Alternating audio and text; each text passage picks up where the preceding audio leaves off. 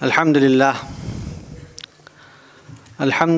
وحدہ والصلاة والسلام علی من لا نبی بعدہ۔ محترم ڈاکٹر اسلم پرویز صاحب، ڈاکٹر کامران صاحب، ڈاکٹر عقیل صاحب اور محترمہ ذیشان سارہ صاحبہ، اور یہاں موجود قرآن سے جڑے ہوئے اور اس سے محبت کرنے والے اور اس کے چاہنے والے اور اس سے جڑ کر اس پر عمل پیرا ہونے والے خواتین و حضرات، السلام علیکم ورحمۃ اللہ وبرکاتہ۔ سب سے پہلے میں شکریہ ادا کرنا چاہوں گا محترم جناب ڈاکٹر اسلم پرویز صاحب کا کہ انہوں نے اس اہم کانفرنس میں مجھے شرکت کرنے کا موقع دیا، گرچہ میری حیثیت تو یہ تھی کہ میں سنتا، مگر کچھ باتیں کہنے کا حکم ہے ان کی طرف سے تو میں حاضر ہوں۔ مجھے جو موضوع آپ نے بتایا ہے وہ ہے قرآن اور عصر حاضر کے چیلنجز، سماجی چیلنجز۔ یقیناً یہ بہت ہی اہم اور بہت ہی نازک موضوع ہے، اس لیے کہ آج ہمارا سماج کراہ رہا ہے۔ سید حامد صاحب کا ایک شعر ہے کہ ایک دو زخم نہیں سارا بدن ہے چھلنی، درد بیچارہ پریشاں ہے کہاں سے اٹھے۔ بات اگر صرف اتنی ہوتی کہ ہماری نسلیں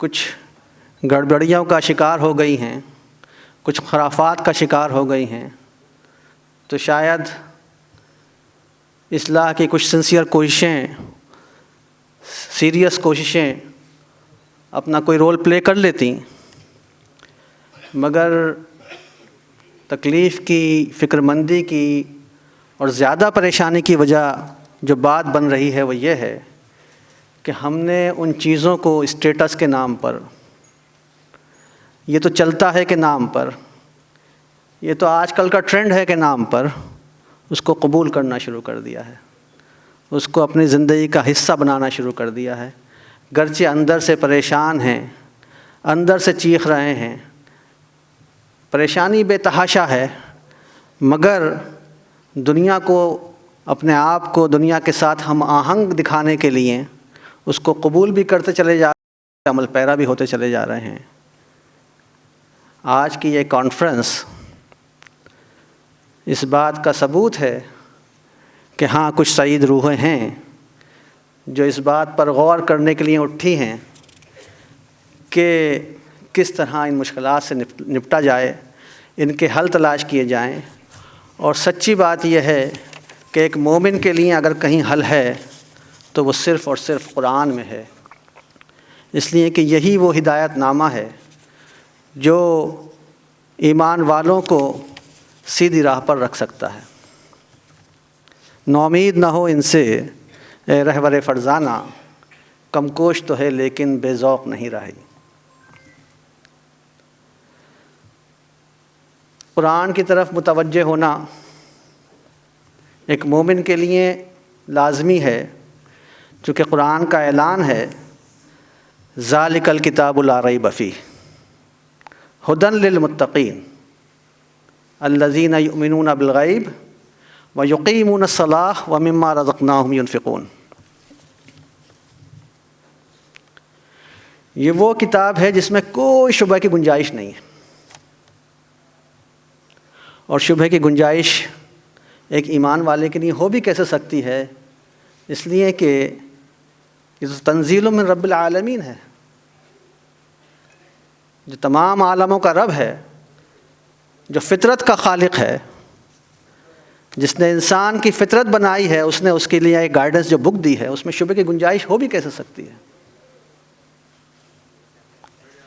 پھر آگے فرمایا کہ یہ ہدایت نامہ ہے متقیوں کے لیے، اور متقیوں کا تعارف جو کرایا ہے اور صرف ایک آیت میں پورا نقشہ کھینچا ہے، 2 جملوں میں بات کہی ہے، یہ کوئی اور ذات کہی نہیں سکتی، یہ صرف وہی کہہ سکتا ہے جس نے آپ کی فطرت بنائی ہے۔ فرمایا یؤمنون بالغیب، بغیر دیکھے ہوئے اللہ پر ایمان لے آئے ہیں۔ جو بغیر دیکھے اللہ پر ایمان لے آئے، وہ جب اس کے سامنے یہ کتاب آ جائے جس کا بارے میں وہ کہہ رہا ہے کہ یہ میری طرف سے نازل کردہ ہے، تو پھر شبہ کیسے ہو سکتا ہے؟ حرف حرف پر یقین کیا جائے گا، حرف حرف کو مانا جائے گا، اس لیے کہ یہ تنزیل من رب العالمین ہے۔ اس کے بعد فرمایا یقیمون الصلاۃ ومما رزقناہم ینفقون، سورہ بقرہ کی پہلی آیت۔ گویا کتاب کا مقدمہ ہے، یہاں سے ہدایت نامہ شروع کیا گیا ہے۔ یقیمون الصلاۃ، نماز قائم کرتے ہیں۔ نماز کا ذکر کر کے اللہ نے اپنے اور اپنے بندے کے درمیان کا وہ تعلق بیان کیا ہے جس میں بندہ سراپا گر جاتا ہے خدا کے آگے، اپنا سب سے قیمتی سر جو اس کی تمام تر عزت ہے اس کو رگڑتا ہے، اس کے آگے جھکاتا ہے زمین پر اور کہتا ہے میں تیرا بندہ ہوں، جو تو حکم دے گا میں ماننے کو تیار ہوں۔ یہ وہ تعلق ہے جہاں سے یہ طے ہوتا ہے کہ میں بندہ ہوں اور میں تیرے سارے حق ادا کروں گا۔ اور اس کے آگے کہا وَمِمَّا رَزَقْنَاهُمْ يُنْفِقُونَ، جو کچھ ہم نے دے رکھا ہے اس میں سے خرچ کرتے ہیں۔ انسان تمام تعلق نبھا لیتا ہے، ہر طرح کا معاملہ کر لیتا ہے، اچھے سے اچھا سلوک کر لیتا ہے، مسئلہ جب خرچ کرنے کا آتا ہے وہاں اس کا امتحان ہوتا ہے۔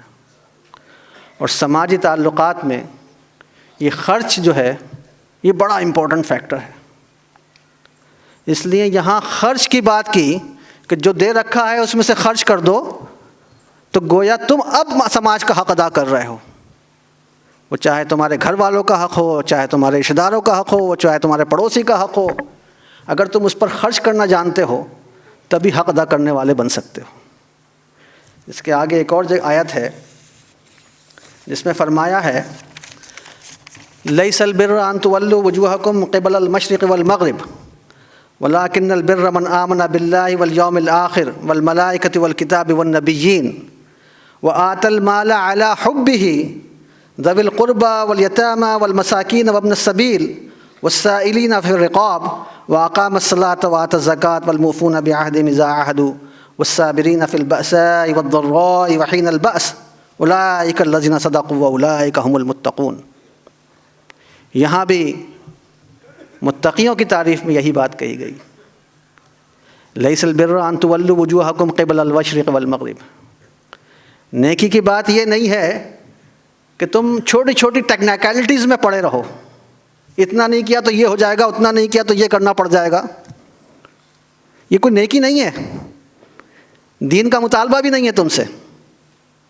چھوٹی چھوٹی ٹیکنیکلٹیز کو، معمولی معمولی باتوں پر مسلک بنا دینے کو دین سمجھنا، نیکی سمجھنا بیوقوفی ہے۔ قرآن یہی کہہ رہا ہے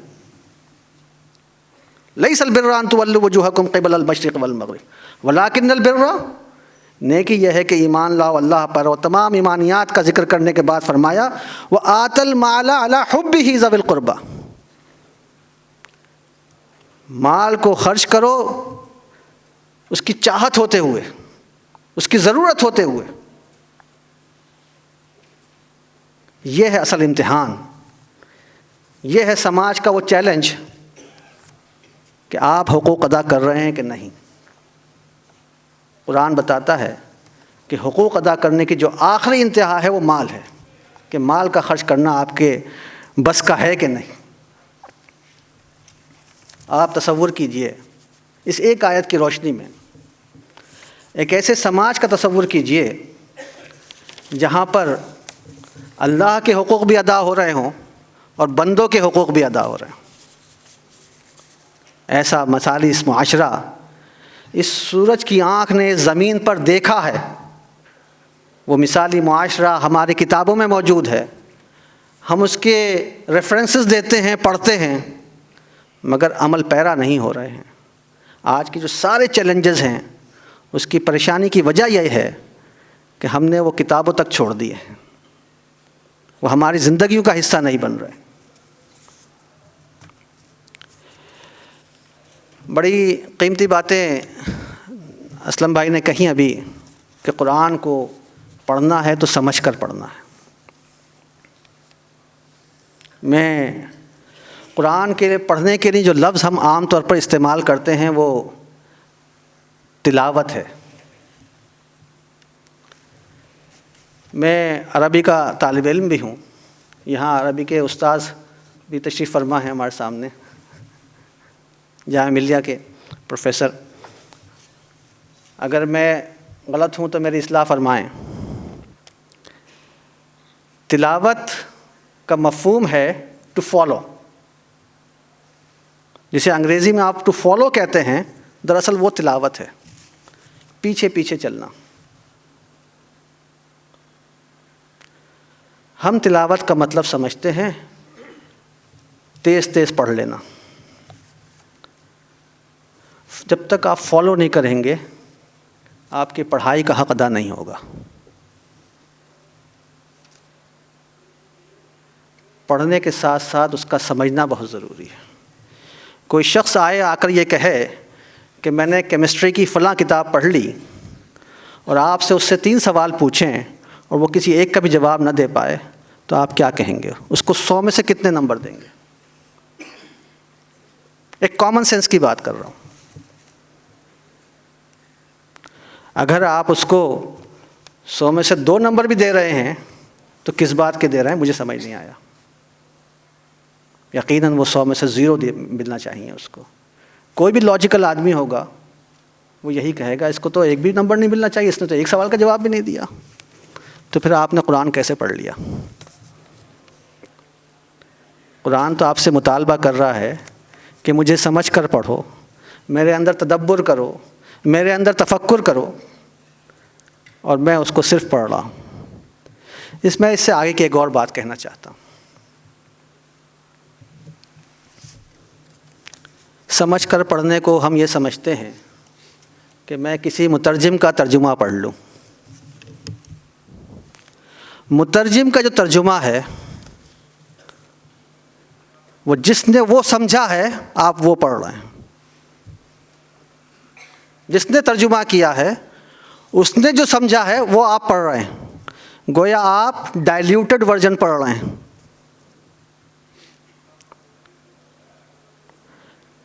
اللہ میاں نے کہا کہ میں نے قرآن دیا ہے قرآناً عربیاً، اور عربی مبین میں دیا ہے، اور پھر سارے انسانوں کو اس کا مخاطب بنایا ہے، اور یہ کہا ہے کہ یہ سب کے لیے ہے وہ، اور فرمایا کہ یہ بہت آسان زبان میں اتارا گیا ہے۔ قد یسرنا القرآن للذکر، ہم نے اس کو سمجھنے کے لیے، پڑھنے کے لیے، ریمائنڈنگ کے لیے، ہر کام کے لیے آسان بنایا ہے۔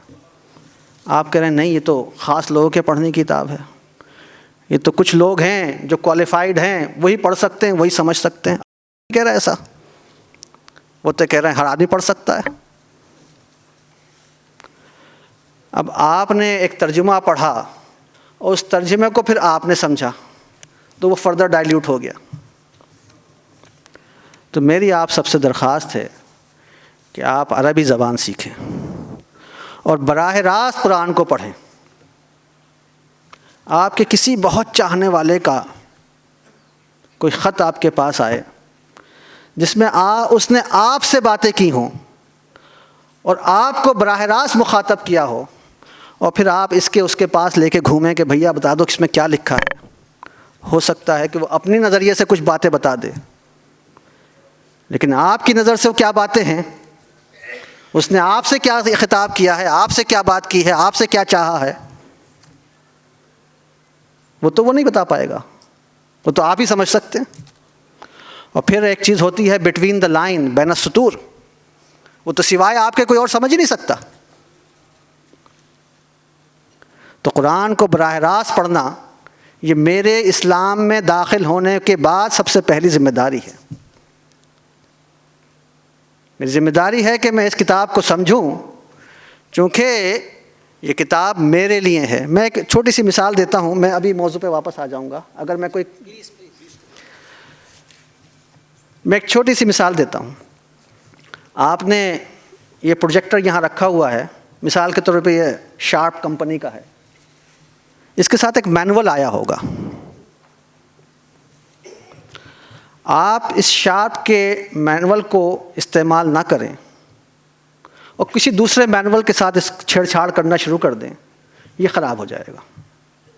ایک معمولی ٹیکنیشین آ کے یہ کہے گا کہ صاحب آپ نے مینول نہیں دیکھا.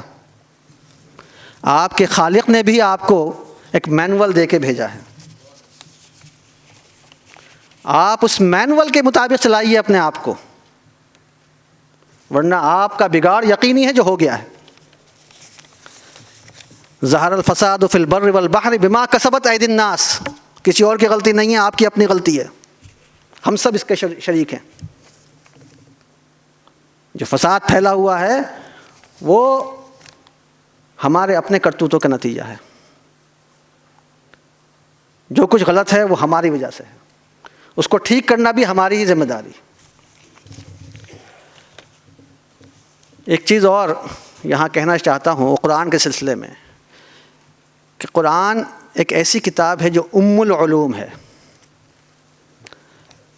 تمام سائنسز کا سرچشمہ ہے.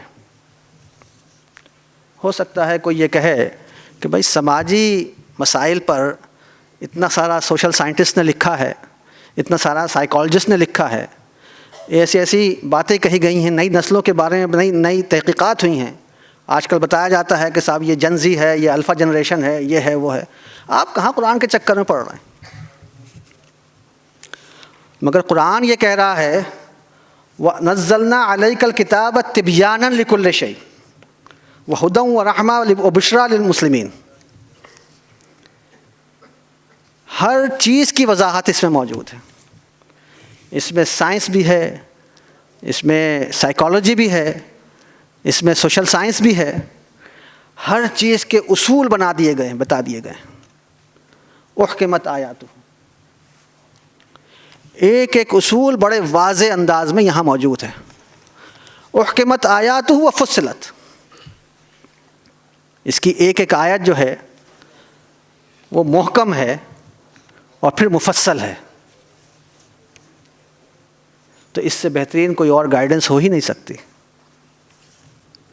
قرآن میں ایک آیت ہے کہ کتاب احکمت آیاتہ ثم فصلت من لدن حکیم خبیر، من لدن حکیم خبیر. یہاں دو صفتیں اللہ میاں نے اپنی بیان کی ہیں، دو ایڈجیکٹیوز، ایک حکیم اور ایک خبیر. جو اصول اس میں بیان کیے گئے ہیں وہ اس ذات کی طرف سے بیان ہوئے ہیں جو حکیم ہے، جس کے پاس وزڈم کا خزانہ ہے، جس کے پاس اسٹریٹجیز کا خزانہ ہے. حکمت خالی وزڈم نہیں ہے، اسٹریٹجی بھی ہے. اور پھر جو خبیر ہے، یہ خبیر جو ہے یہ ایسی صفت ہے کہ ڈے ون سے اس کو ہر چیز کی خبر ہے اور لاسٹ ڈے تک کی ہر چیز کو خبر ہے اس کو. اس لیے اس نے جو کتاب دی ہے آپ کو وہ ایسی ریلیونٹ ہے کہ وہ آج کے لیے بھی ریلیونٹ ہے اور قیامت تک کے لیے ریلیونٹ ہے. میں ایک بات اکثر کہا کرتا ہوں کہ قرآن جو ہے دنیا کی سب سے ماڈرن بک ہے. اس سے زیادہ ماڈرن بک کوئی دوسری ہو ہی نہیں سکتی، اس لیے کہ اس کا حرف حرف آج بھی ویسے ہی سمجھا جا رہا ہے جیسے ڈے ون سمجھا جا رہا تھا. صرف راز کھل رہے ہیں، نئے نئے انکشافات نئے نئے ہو رہے ہیں، مفاہیم نئے نئے سامنے آ رہے ہیں. لیکن الفاظ میں سے کوئی لفظ ایسا نہیں ہے. آپ کہتے ہیں کہ شیکسپیئر کی انگریزی متروک ہے، اب کوئی سمجھنے والا نہیں ملا. عبداللہ یوسف علی صاحب نے ٹرانسلیشن کیا تھا قرآن کا، آپ کہتے ہیں اس کو سمجھنے والے ختم ہو گئے، یہ انگریزی اب ہمارے یہاں چلتی نہیں ہے. قرآن کی عربی ڈے ون سے ویسی کی ویسے ہی ہے اور قیامت تک ایسی رہے گی. اتنی ہی ماڈرن رہے گی، اتنی ہی ریلیونٹ رہے گی. اس لیے کہ اللہ بھی نے خود ذمہ داری لے لی اس کی. اِنَّا نَحْنُ نَزَّلْنَا الذِّكْرَ وَإِنَّا لَهُ لَحَافِظُونَ. اور جس کی ذمہ داری خالق نے خود لے لی ہو، اس میں تو کوئی شک کی گنجائش بھی نہیں ہے۔ بائبل ہے، آپ نے دیکھا ہوگا اس کے بھی ریوائزڈ ایڈیشن آتے ہیں۔ وہ بھی تو ایک آسمانی کتاب تھی، مگر اس کے بھی ریوائزڈ ایڈیشن آ رہے ہیں۔ قرآن کا کوئی ریوائزڈ ایڈیشن نہیں ہے، ڈے ون سے محفوظ ہے اور قیامت تک کے لیے محفوظ ہے۔ تو اتنی ریلیونٹ بک، اتنی ماڈرن بک، اس میں کیسے ممکن ہے کہ ہمیں حل نہ ملے آج کے مسائل کا؟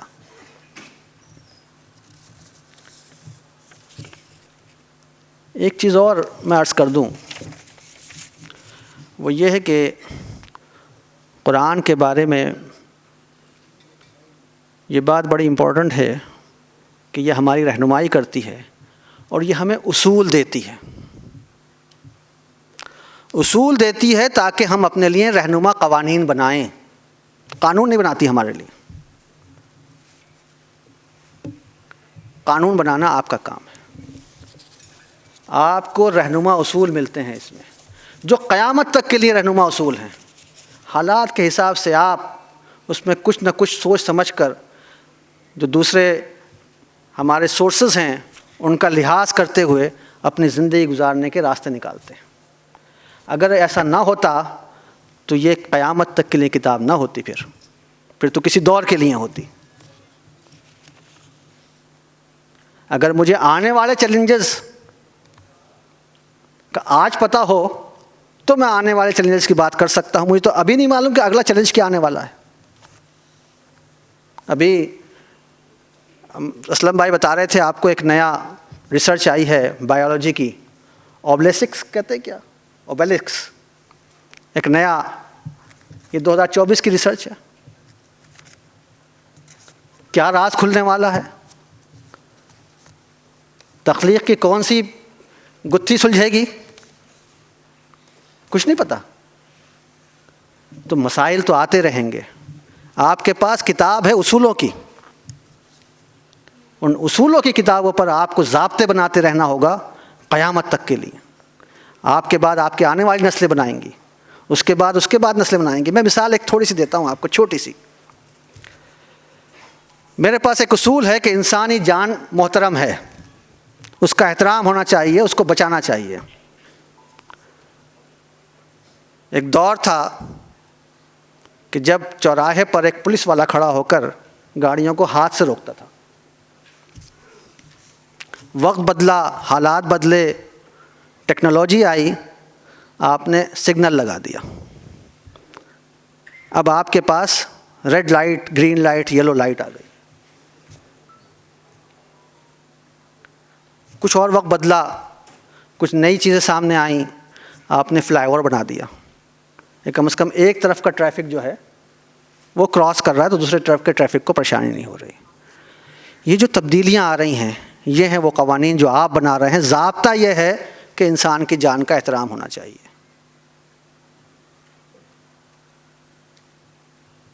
یہی ضابطے، یہی اصول، یہی قوانین کا بنیادیں، یہ اسلام، قرآن ہمیں دیتا ہے۔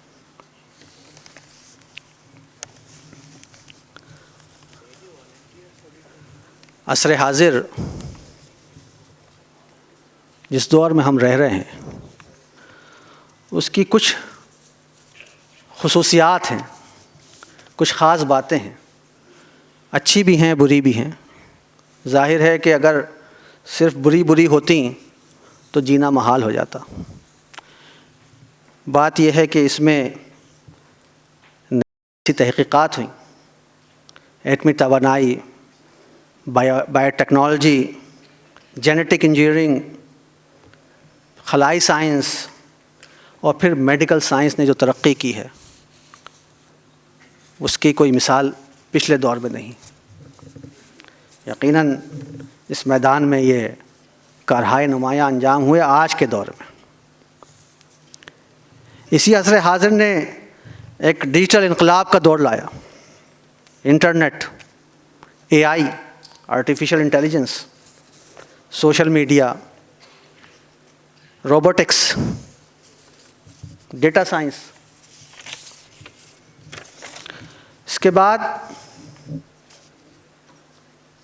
ہم بار بار کہتے ہیں کہ دنیا ایک گاؤں بن گیا، گلوبلائزیشن، لیکن اس کے ساتھ ساتھ یہ دور خاندانی بحران کا دور بھی ہے۔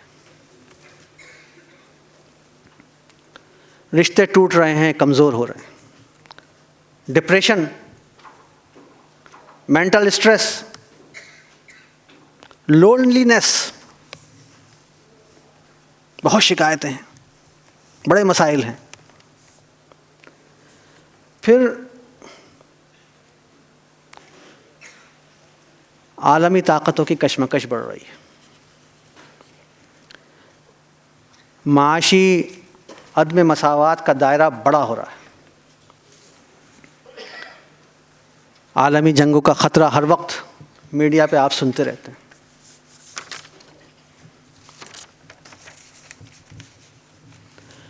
اس دور میں ویلیوز چینج ہو رہی ہیں، اقدار بدل رہی ہیں، طرز زندگی ابھی بتایا اسلم بھائی نے کس طرح بدل رہا ہے، معیار زندگی بدل رہا ہے،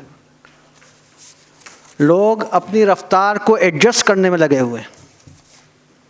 دنیا جس رفتار سے دوڑ رہی ہے، گھوم رہی ہے، لوگ اس کے ساتھ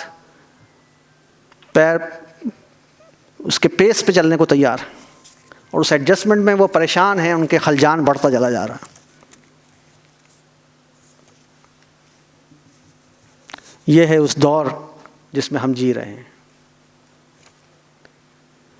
میرے عنوان کا اگلا حصہ ہے سماج۔ سماج تشکیل کیسے پاتا ہے؟ اللہ میاں نے قرآن میں سماج کی تشکیل کا جو نقشہ کھینچا ہے وہ اس طرح ہے کہ یا ایھا الناس اتقوا ربکم الذی خلقکم من نفس واحدہ وخلق منها زوجها وبث منهما رجالا کثیرا ونساء۔ اے لوگو، اپنے اس رب کا تقوی اختیار کرو جس نے تمہیں نفس واحد سے پیدا کیا، ایک جان سے پیدا کیا، پھر اسی سے اس کا جوڑا بنایا، اور پھر اس طرح پوری خلق کو پھیلا دیا دنیا میں، مردوں عورتوں کو۔ میں آپ کے سامنے ایک نقطے کی بات رکھنا چاہتا ہوں۔ اس زمین پر جو پہلا رشتہ قائم کیا گیا وہ شوہر اور بیوی کا رشتہ ہے۔ رشتوں کے تقدس کی بات نہیں کر رہا، رشتوں کے احترام کی بات نہیں کر رہا ہوں، میں اس حقیقت کی بات کر رہا ہوں جو قرآن بیان کر رہا ہے کہ پہلا رشتہ اس زمین پر جو قائم کیا وہ شوہر اور بیوی کا تھا۔ اللہ کے قبضے میں تھا کہ وہ ماں کو پیدا کرتا اور اس کے پیٹ سے بیٹا پیدا کرتا، یہ کیا اس نے، بعد میں کیا۔ حضرت مریم علیہ السلام کے پیٹ سے حضرت عیسیٰ کو جنم دیا، وہ یہ کہ پہلے بھی دن بھی کر سکتا تھا، مگر کوئی تو حکمت ہوگی اس حکیم کی، کوئی تو بات سوچی ہوگی اس نے کہ جو یونٹ بنایا ہے معاشرے کا، سماج کا، وہ شوہر اور بیوی کے رشتے کو بنایا۔ آج کا سب سے بڑا المیہ یہ ہے کہ یہ رشتہ اپنی معنویت کھو چکا ہے۔ یہ رشتہ جس کی بنیاد وفا اور قربانی پر ہونی چاہیے تھی، آج یہ رشتہ سودے بازی کا رشتہ رہ گیا، انا کا رشتہ بن گیا۔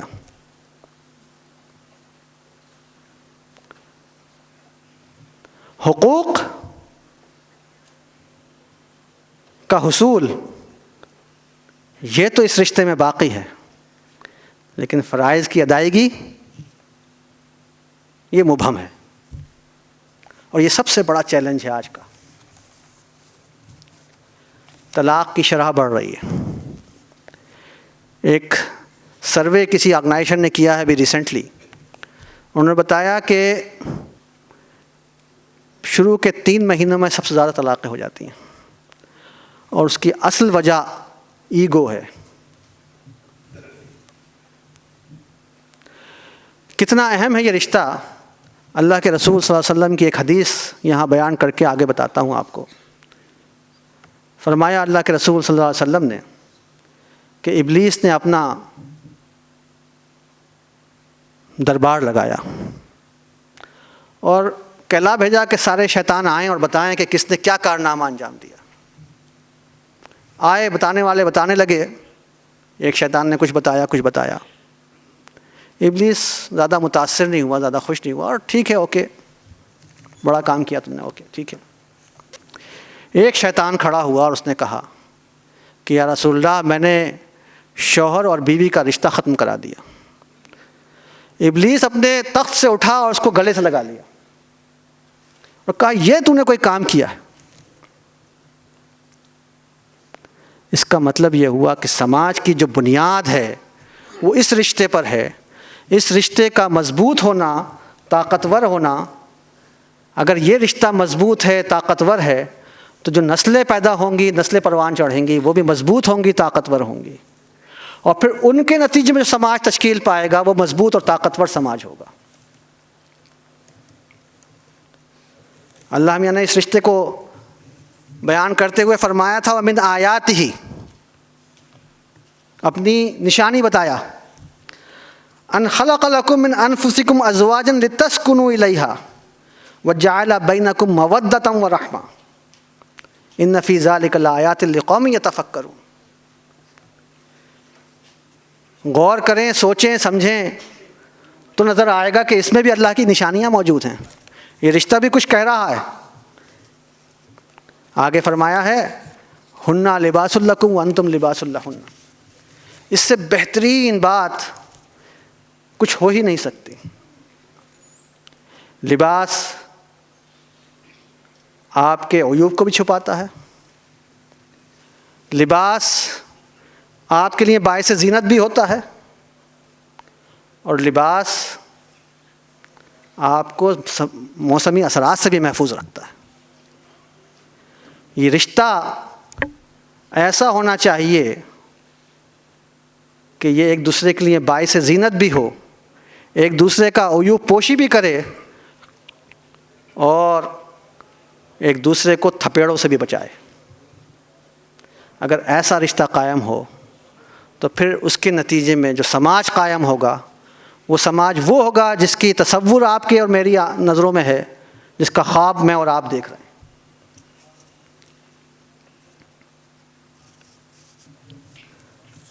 اس کے بعد جن رشتوں کا ذکر ہوا ہے اور جن کی بات کی گئی ہے اور ابھی آپ کے سامنے تلاوت بھی ہوئی، وَاعْبُدُوا اللَّهَ وَلَا تُشْرِكُوا بِهِ شَيْئًا وَبِالْوَالِدَيْنِ إِحْسَانًا وَبِذِي الْقُرْبَى وَالْيَتَامَى وَالْمَسَاكِينَ وَجَارِ ذِي الْقُرْبَى وَجَارِ الْجُنُبِ وَالصَّاحِبِ بِالْجُنُبِ وَابْنِ السَّبِيلِ وَمَا مَلَكَتْ أَيْمَانُكُمْ۔ اس کی تفصیل ابھی آیت کی آپ کے سامنے آ چکی ہے، میں آگے بڑھتا ہوں۔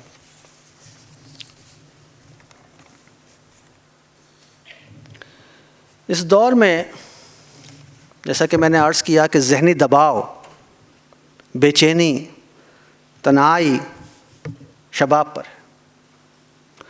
آدمی صبح سے رات تک اپنے موبائل پر دنیا سے جڑا ہوا ہے مگر تنہا ہے۔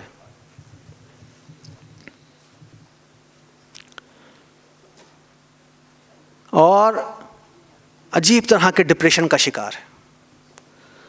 قرآن کہہ رہا ہے الا بذکر اللہ تطمئن القلوب، اللہ کے ذکر سے دلوں کو اطمینان ملتا ہے۔ اللہ کا ذکر تسبیح پڑھنا نہیں ہے، اللہ کا ذکر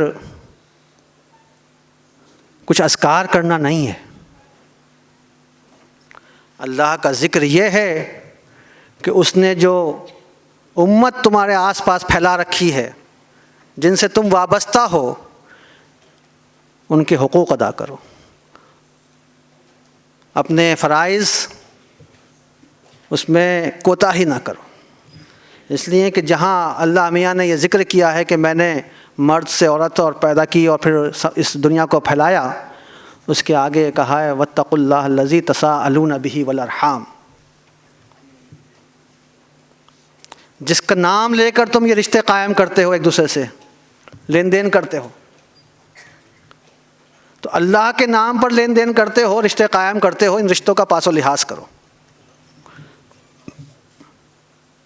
اس کو نبھاؤ، اس میں کوتاہی نہ کرو۔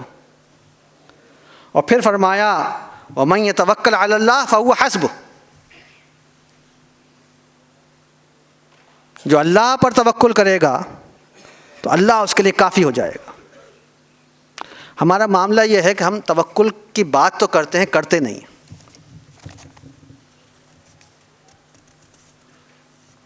اللہ کے رسول کے پاس ایک شخص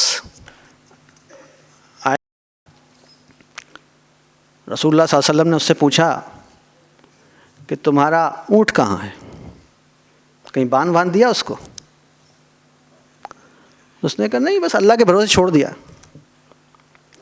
اللہ میاں کے رسول نے کس طرح اللہ پر بھروسہ کیا جانا ہے اس کا طریقہ سکھایا، ایک اصول بتایا، اربط و توکل علی اللہ، اس کو باندھ دو پھر اللہ پہ بھروسہ رکھو۔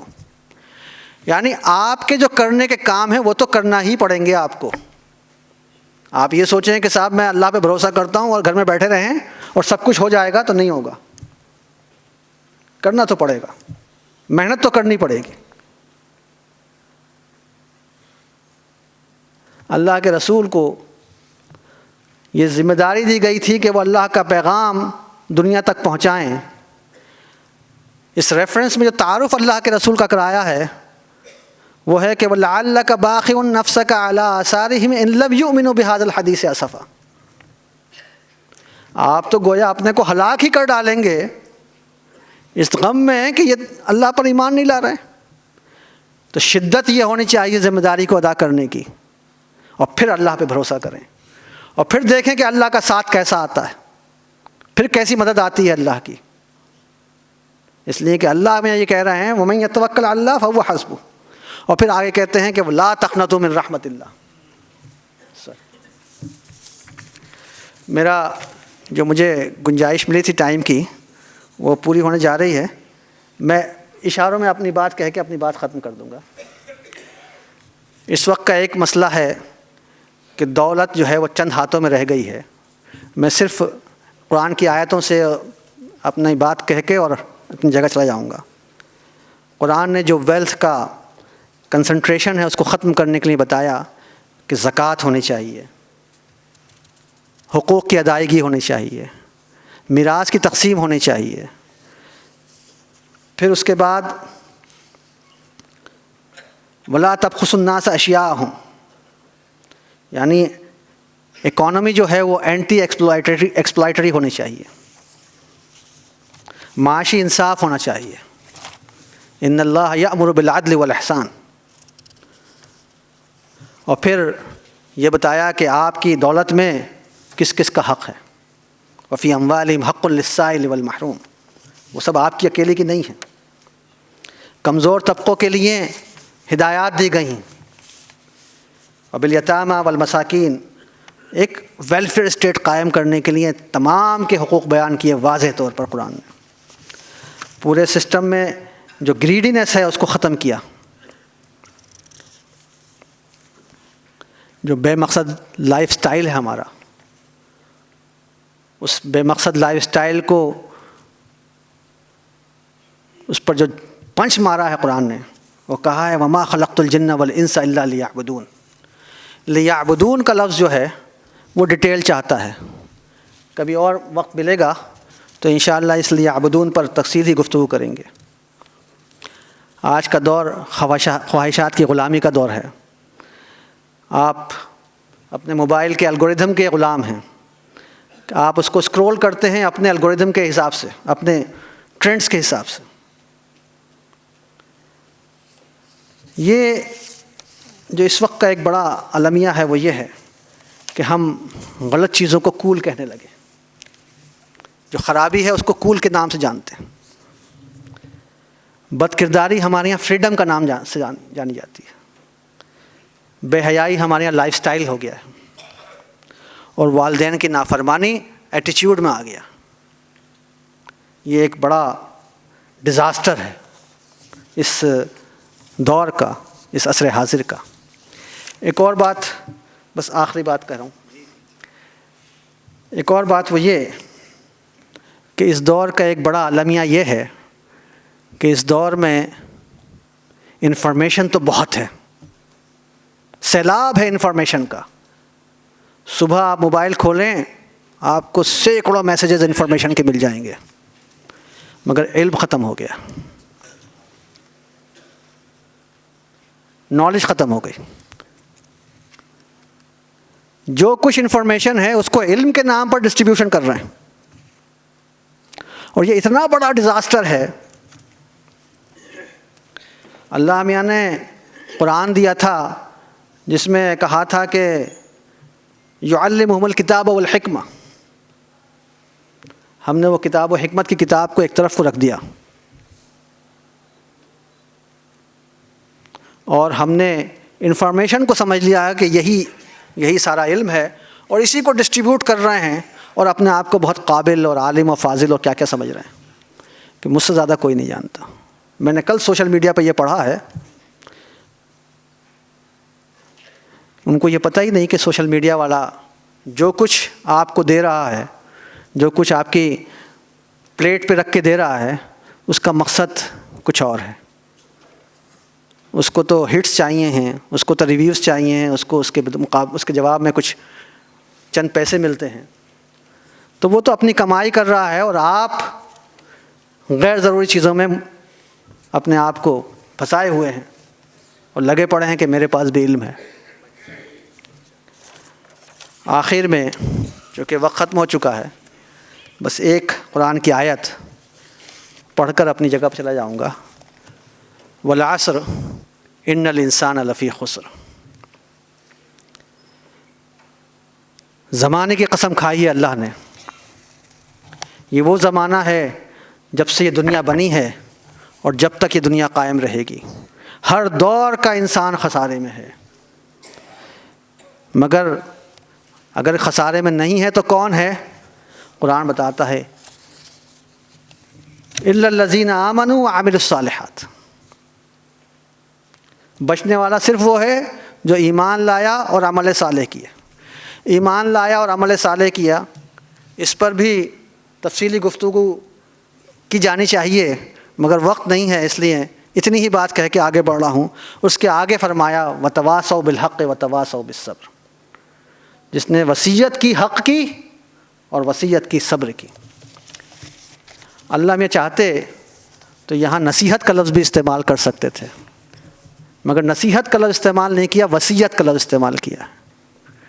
وصیت انسان اس وقت کرتا ہے جب وہ دنیا سے رخصت ہو رہا ہوتا ہے، اس کے بڑے عجیب و غریب جذبات ہوتے ہیں، اس وقت بڑا فکر مند ہوتا ہے وہ، اور وہ کہہ رہا ہوتا ہے جو سچی بات ہوتی ہے، جو دل سے نکل رہی ہوتی ہے۔